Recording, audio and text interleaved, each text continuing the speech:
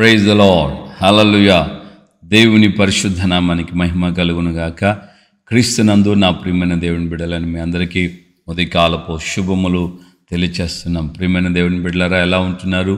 దేవుని యొక్క ఉన్నతమైనటువంటి కృప చేత మనము ఇంతవరకు కాపాడబడి సంరక్షించబడుతున్నాం. దేవునికి మహిమ చెల్లిస్తూ మనం ఆయన నామాన్ని కీర్తించి గణపరుస్తూ ఉందాం. దేవుని యొక్క ఆశీర్వాదాలు, కాపుదల, సంరక్షణ తోడై ఉండి మనల్ని దేవుడు నడిపిస్తాడు. ఆమేన్, హల్లెలూయా. దావీదు రాజు అనేక కీర్తనలు రాశాడు. అనేక కీర్తనలో ప్రాముఖ్యంగా మనము 18వ కీర్తన కూడా మనం గమనిస్తాం. 18వ కీర్తన, యెహోవా నా కోట, నా శైలము, నా యొక్క దుర్గము, నా యొక్క సహాయకుడు. ఈ విధంగా ఆయన ఆ కీర్తనను ప్రారంభిస్తూ ఆయన చాలా అభివర్ణిస్తూ దేవుణ్ణి కీర్తన రాశాడు. ఆ కీర్తనలో 17వ వచనంలో ఆయన మాట అంటాడు. ఏమంటే, నా పగవారు, నన్ను ద్వేషించువారు, నన్ను దూషించువారు, నన్ను హీనపరచువారు ఎలాంటి వారు అంటే బలవంతులు, బలిష్ఠులు అని ఉంది. నన్ను ద్వేషించేవారు లేక నా మీద ఉన్నటువంటి నాకు ఉన్న పగవారు వాళ్ళందరూ కూడా నా వంటి వారు కాదు, వారు నాకంటే బలవంతులు, బలిష్ఠులై ఉన్నారు. అలాంటి వారు ఉన్నటువంటి నాకు ఎదురుగా, నా శత్రువులుగా, నన్ను ద్వేషించేవారుగా, నా మీద పగబట్టిన వారుగా, నాకు హాని చేసేవారుగా ఉన్నటువంటి ఆ బలవంతులు, బలిష్ఠులు, వాళ్ళు ఈ విధంగా ఉన్నటువంటి అన్ని అధికారాలు అన్నీ కలిగినటువంటి వ్యక్తులుగా ఉండగా దేవుడు వారి వశము నుండి నన్ను రక్షించను అని అంటాడు. హల్లెలూయా. దేవుణ్ణి కీర్తించటం, దేవుణ్ణి ఘనపరచటం, దేవుని గొప్ప చేస్తున్నటువంటి విధానం కారణం ఏంటంటే, ఆ కీర్తనలో ఆయన అనుభవించిన అనుభవాన్ని ఈ విధంగా చెప్తున్నాడు.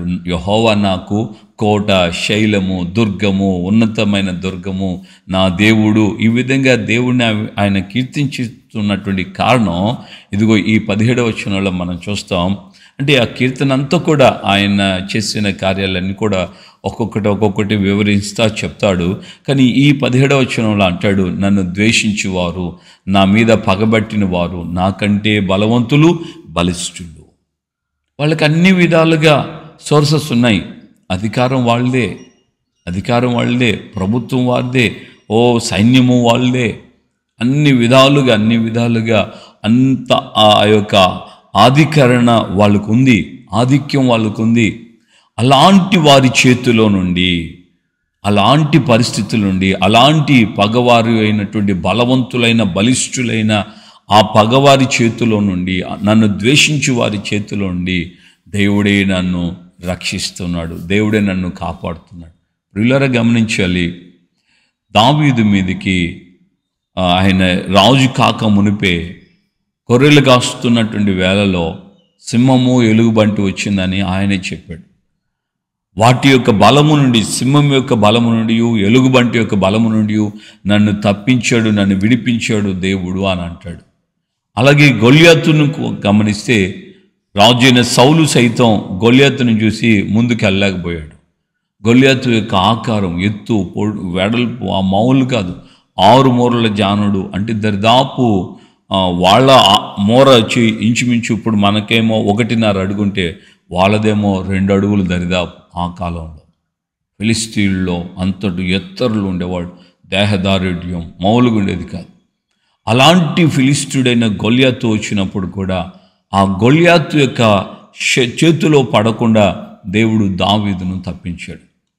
చూడండి, దావీదు వడిసెలలో రాయి పెట్టి ఇసిరి కొడితే నొదుడు తగిలింది అని రాయబడింది. నొదుడు తగలగా ఇప్పుడు ఇటు కొడితే ఇట్లా పడతామా,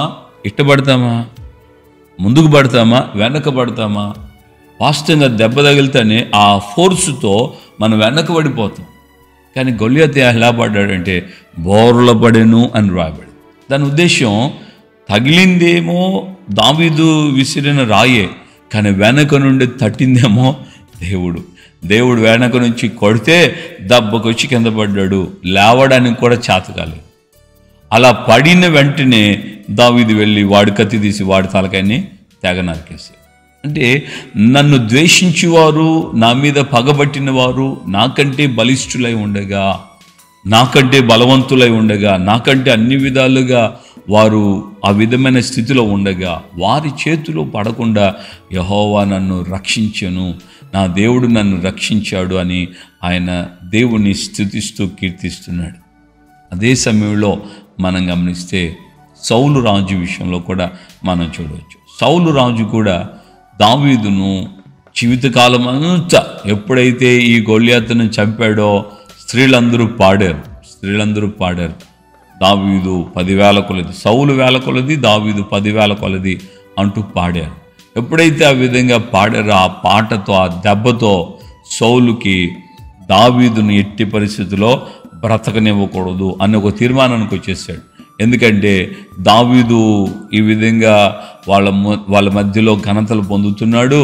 ఇక నెక్స్ట్ సీఎం, నెక్స్ట్ రాజు, నెక్స్ట్ ప్రధాని, నా తర్వాత నా కొడుకైన యోనాతాను ఉండాలి, కానీ ఉండేటట్టుగా లేడు. దావీదును చంపేంత వరకు నేను పొరపాటున నిద్రపోనని చెప్పి దావీదును చంపడానికి అనేక సంవత్సరాలు సౌలు అనేక విధాలుగా ప్రయత్నాలు చేశాడు. రాత్రి అనక పగలనక దావీదును చంపడానికి ఆయన కూడా అడవుల బాట బట్టి కొండలలో, లోయలలో, అరణ్యాలలో ఆయన కూడా అక్కడికి వెళ్ళి సర్చ్ చేస్తూ దావీదును కనుగొనడానికి సైన్యముతో కూడా వెళ్ళి బస చేసి వాళ్ళ మధ్యలో ఉండి సైన్యమంతా తీసుకెళ్ళి దావీదును మాత్రమే తరమడానికే నేను రాజునై ఉన్నాను అన్నట్లుగా రాజ్యంలో ఆయన వేరే పరిపాలన చేయలేదు. కేవలం గురంతా దావీదును చంపాలని, దావీదును చంపేయాలి, దావీదును చంపాలి. సో దావీదు మీద అలాంటి ఆ మనసుతో సౌలు దావీదును చంపడానికే జీవితకాలం అంతా వెచ్చించాడు. అలాంటి బలిష్ఠులైన వారి చేతిలో పడకుండా దేవుడు దావీదును తప్పించాడని లేఖనాల్లో మనం చదువుతున్నాం. కీర్తనగా ఆయన పాడుతున్న ఆ కీర్తనలో కూడా ఆ విధంగా ఉంది, ఆ విధంగా రాశాడు. హల్లెలూయా. దేవుని బిడ్డలారా, మన జీవితంలో మనం గమనించాలి. మన మీద దూషించటం, ఆధిపత్యం చెలాయించటం, రకరకాలైనటువంటి విధానాల్లో మన చుట్టూ అనేక మంది మనకంటే బలవంతులు, మనకంటే మామూలుగా స్థితి కాదు, అన్ని విధాలుగా రాజకీయంగా కానీ ఆర్థికంగా కానీ అన్ని విధాలుగా పలుకుబడి కలిగినటువంటి వాళ్ళ మాటే వేదమై చెల్లుబాటే పరిస్థితులు ఉన్నప్పటికీ కూడా మనం ఆశ్రయించిన మన దేవుడు, మనం నమ్ముకున్న మన ప్రభు వారి చేతిలో పడకుండా నిన్ను ఖచ్చితంగా తప్పిస్తాడు. నువ్వేమాత్రం ఆధారపడకు, నువ్వేమాత్రం కలవరపడకు, కృంగిపోకు. నిత్యముగా దుష్టుడైనటువంటి అపవాది చేతిలో నుండి కూడా ఆయన నిన్ను తప్పించుటకు సమర్థుడు. Praise the lord. మరణము నుండి తప్పించడానికి కూడా ఆయన సమర్థుడు. మరణం కంటే బలమైనది ఇంకొకటి ఉండదు. మరణం అంత భయంకరమైనది. ఎవరికైనా సరే, బలవంతుడైనా బలహీనుడైనా, ఉన్నోడైనా లేనోడైనా, మరణం వస్తుందంటే మరణం విషయంలో ఖచ్చితంగా భయపడుతుంది. మరణం అంటే ఆ భీతి అసలుకి మామూలు కనబడదు.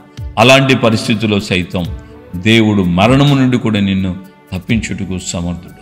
అధైర్యపడుకు, కలవరపడుకు, కృంగిపోకు. మృతుల్లో నుండి ఆయన ఖచ్చితంగా ప్రతి వారిని, ఆయన నమ్ముకున్న ప్రతి కుటుంబాన్ని ఆయన బ్రతికింపచేస్తాడు. Praise the Lord. హల్లెలూయా. దేవుని బిడ్డలారా, ఈ పరిస్థితిలో మనము కీర్తనాకాడైన దావీదు వలె నన్ను ద్వేషించేవారు బలవంతులు, బలిష్ఠులు, బలవంతులు మాత్రమే కాదు, వారు బలిష్ఠులు, వారందరి చేతుల నుండి దేవుడు నన్ను రక్షించాడు, కాపాడాడు, సంరక్షించాడు. ఈ రోజున మనకు ఆ గుండెలలో కృతజ్ఞత ఉండాలి. ఒకవేళ ఇంకా తప్పించబడలేదా, ఇంకా నువ్వు ఎదుర్కొంటున్నావా, అటువంటి సమస్యలు, అటువంటి పోరాటాల్లో ఉన్నావా, నువ్వు సింపుల్గా ఆయన స్తుతిస్తూ ఉండు. స్తుతి స్తోత్రం, స్తుతి స్తోత్రం అంటూ నేను హృదయపూర్వకంగా దేవుని స్తుతిస్తూ ఉన్నట్లయితే నిత్యముగా దేవుడు నిన్ను సంరక్షించినట్లుగా ఆయన తన దూతలను పంపుతాడు. ఒకసారి ఆయనే దిగి వస్తాడు. ఖచ్చితంగా నిన్ను ఆయన సంరక్షిస్తాడు. ప్రభువు ఆ విధంగా నిన్ను సంరక్షించి నడిపించునుగాక. దావీదు వలె నువ్వు కూడా దేవుని ఆ విధంగా సాక్ష్యంగా స్తుతిస్తూ గణపరచుదుగాక. Praise the lord. ప్రార్థన చేసుకుందాం. ప్రేమగల తండ్రి, మీ పాదాలు స్తోత్రాలు. ఈ ఉదయకాలం ముందు మాతో మీరు మాట్లాడి మమ్మల్ని మీరు ధైర్యపరిచారు, బలపరిచారు. నిజమే ప్రభా, మమ్మల్ని ద్వేషించేవారు, మా మీద పగబట్టేవారు, మాకంటే బలిష్ఠులు, మాకంటే బలవంతులై ఉండగా ప్రభా, నా పగవారు నాకంటే బలవంతులు, బలిష్ఠులై ఉండగా వారి చేతిలో పడకుండా నువ్వు నన్ను తప్పించావని పితరుడైన దావీదు మిమ్మల్ని కీర్తించాడు, ఘనపరిచారు, కొనియాడాడు. ఆ విధంగానే మా జీవితంలో ఈ మాటలు వింటున్న నీ ప్రియబిడ్డల జీవితాల్లో ఎంతోమంది వేదనతో, కన్నీళ్లతో, దుఃఖంతో, సమస్యలతో అయ్యా పోరాడుతుండగా, రకరకాలైనటువంటి వేదనలతో నీ బిడ్డలు ఉంటుండగా, రకరకాలైన శత్రు సమూహాలతో, పగవారు, ద్వేషించేవారు, బలవంతులు అన్ని విధాలుగా లోకంలో ఆర్థికంగాను, పలుకుబడి విషయంలోనూ, రాజకీయంగాను రకరకాలుగా బలవంతులై ఆయన బలహీనుల్ని ద్వేషిస్తూ దూషిస్తున్నటువంటి సందర్భాలు అనేకం మా రాష్ట్రంలో, మా దేశంలో కనబడుతుండగా నిత్యముగా వారి చేతుల పడకుండా మీరు కాపాడే దేవుడే ఉన్నారు. వారి చేతుల పడకుండా మీరు సంరక్షించు దేవుడే ఉన్నారు. ఆయన పితరుడైన దావీదును తప్పించినట్లుగానే ఇదిగో ఈ రోజున నాయన కన్నీళ్లతో కృంగిపోయి అయ్యా బలవంతులను చూచి భయపడుతూ అయ్యా వీరి మధ్య నుండి వీరి చేతుల నుంచి ఎవరు మమ్మల్ని విడిపించలేరా అన్నటువంటి వేదనలో ఉన్న నీ బిడ్డలందరినీ మీరు ఉదయకాలం ముందు పితరుని వాక్యము ద్వారా, మాటల ద్వారా జ్ఞాపం చేసి ఆయన ఒక్కొక్కరిని మీరు ధైర్యపరిచారు, బలపరిచారు. అందుకే స్తోత్రాలు చెల్లిస్తున్నాను. నిత్యముగా ఒక్కొక్కరి జీవితం విధంగా మీ ద్వారా నాయన రక్షించబడి మిమ్మల్ని మరింతగా స్తుతించి, కీర్తించి, ఘనపరిచేవారుగా మార్చండి, సహాయం ఇచ్చండి. ఘనత, మహిమ, ప్రభావాలు మీరు మాత్రమే పొందమని యేసు నామములో ప్రార్థన చేసి పొంది ఉన్నాము తండ్రి. ఆమేన్.